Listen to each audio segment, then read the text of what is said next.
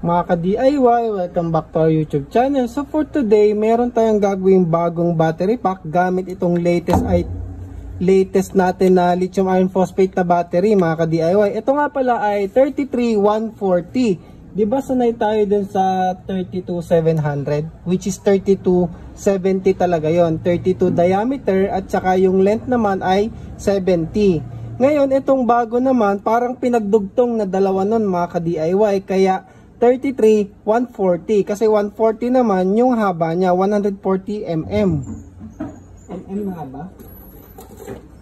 So kapag susukatin natin, ayan o, naglipa na ngayon to sa Shopee. Ang cute nga eh. Ang haba, parang pinagdugtong lang na dalawang 32-700. O tama o. So ito ay 33 nga, mga ka-DIY, 33. So mas mataba lang siya ng konti, kasi yung ating 32-700 yun ay nasa 32 lang, mga ganito, mga ka-DIY, pero 1mm lang naman. Tapos 33, tapos ang kanyang haba ay hindi naabot ang aking caliper, yun nga 140. Ayun 140 nga, mga ka-DIY. Ang galing. Pero ang advantage nga pala nito compared kung gagamit ka ng dalawang 32-700, ang isa kasi nun ay nasa 6,500.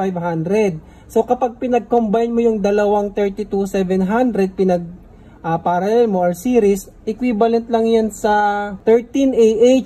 Samantalang ito, mga ka-DIY, lumapad lang siya ng 1mm, pero halos the same na yung dimension. Ang capacity nito ay 15 Ah, mga ka-DIY, o diba? Ang liit lang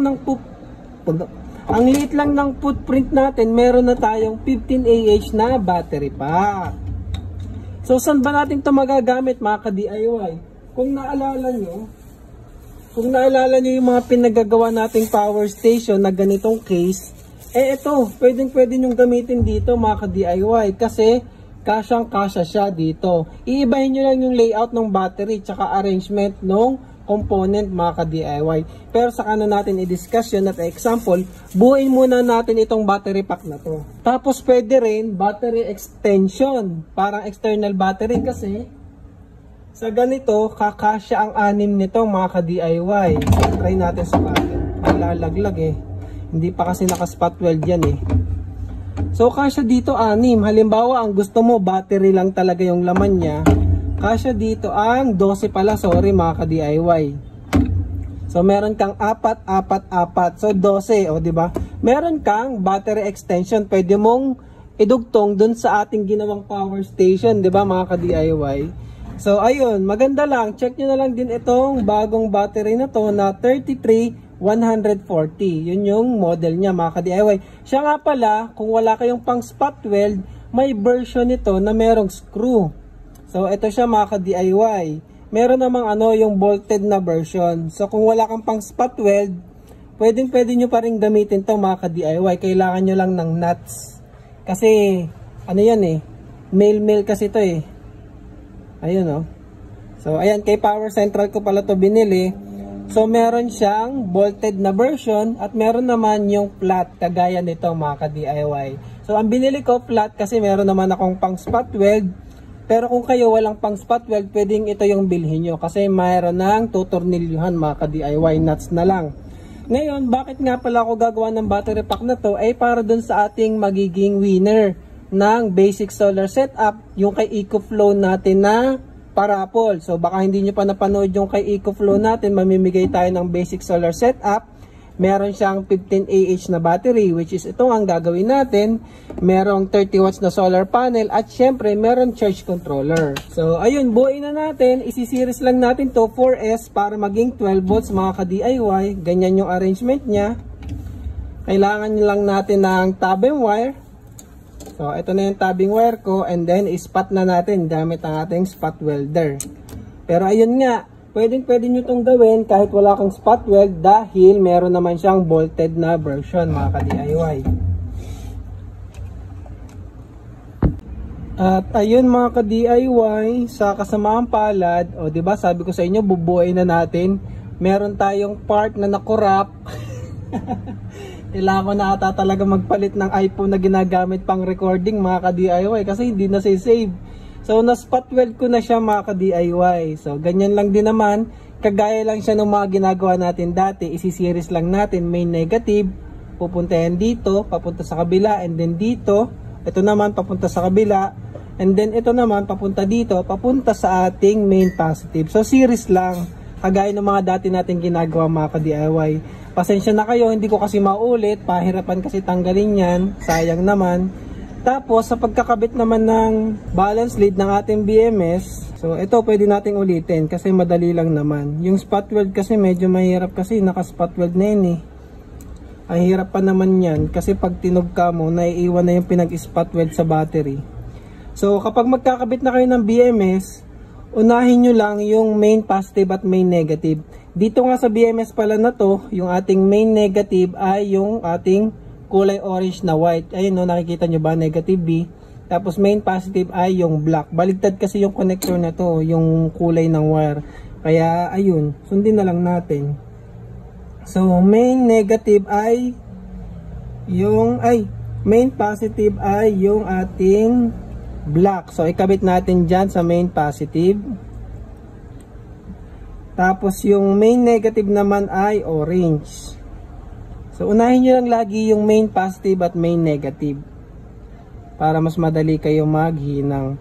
And then yung gitna, which is yung white, dito yan sa kabilang to. Tapos yung kabilang side ng main negative natin, may katabi yung wire, ito yung dilaw. Ihinang nyo lang yon sa kabilang side ng battery na to. So dito. And then yung natira, yung red, dito na yan mga ka-DIY sa ating isa pang connection point. So ayun, ganun lang kadali ang ating balance lead ikabit. Ngayon, dalagay ko siya dito, tapos dito na yung ating BMS. Kaso kailangan nating lagyan din ng connection wires yung ating BMS. Dito ikakabit natin ito sa main negative at ito naman sa main positive. Tapos dito na yung output at input natin mga ka-DIY sa negative P at plus P. So lagyan natin ng wire B positive, tapos yung ating B negative. Ayan. Dito ko na siya ilalagay, tapos sinukat ko na yung wire, dito yung negative. And then ito padaanin natin sa ilalim para naman sa positive mga ka-DIY. So dito ikakabit natin positive. Ay mali. Ito pala yung positive. Dito pala.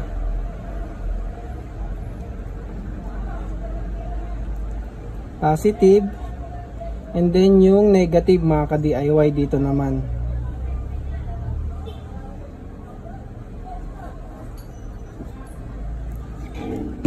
So ayan. And then saka natin ikakabit yung ating balance lead. Ayan. And then ito na yung ating input output. Ito na yung negative P at positive P. Ayan, ganyan na siya. Okay na yan. I-arrange na lang natin gamit yung Kapton tape para organize yung ating mga wire mga ka-DIY. So ayan na siya mga ka-DIY. Nilagyan ko lang ng cardboard at saka Kapton tape para hindi na siya masyado gumalaw. Mas maganda to kung kaya nyo pang ibalot sa shrink wrap kagaya nito. Kung meron kayo mga ka-DIY para mas protected yung ating battery. Pero kung wala, kahit ganyan naman, okay na yan. Huwag nyo lang dadalhin sa airport. Kasi baka mapagkamalang bomba. Mga ka-DIY, mukha siyang dynamite. So, check natin yung voltage niya mga ka-DIY. Dapat meron na tayong output dito kasi ito yung ating input at output charging port. So, ayun, meron naman tayong 13.18. So goods na yung ating battery pack. So ganun lang naman siya kadali buuin mga ka-DIY. So ayun no, swak na swak to sa mga power station yung gagawa pa lang, o di ba? Ito na gamitin nyo kasi kung wala ka tayong mabiling yung kagaya ng ginamit ko dun sa power station ko, di ba? Kasi notebook style yon, kailangan i-spot weld nyo pa. Pwedeng ito kasi may nabibili nga nito na merong bolt na mga ka-DIY. At saka yung prismatic natin na 10AH, yung maliliit, medyo sold out na kasi yun mga ka-DIY. Kaya hindi nyo na rin magagawa yung power station na yun. Kahit ito na lang yung gamitin yung battery para doon mga ka-DIY. So ayun, Siya nga pala, baka hindi nyo pa napapanood yung EcoFlow natin ha, ipapamigay natin to doon, yung basic solar setup. Merong charge controller.